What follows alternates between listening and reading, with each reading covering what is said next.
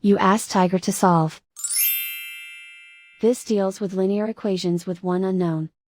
The final result is x equals 7/4.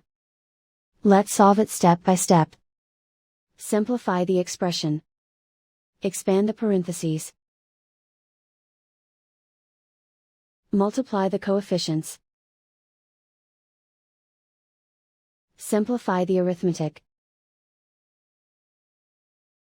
Group all x terms on the left side of the equation. Subtract 7x from both sides. Group like terms. Simplify the arithmetic. Group like terms. Simplify the arithmetic. Group all constants on the right side of the equation. Add 10 to both sides. Simplify the arithmetic.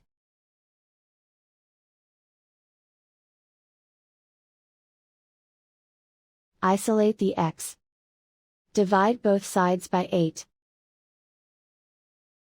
Simplify the fraction. Find the greatest common factor of the numerator and denominator. Factor out and cancel the greatest common factor. And so the final result is x equals 7/4.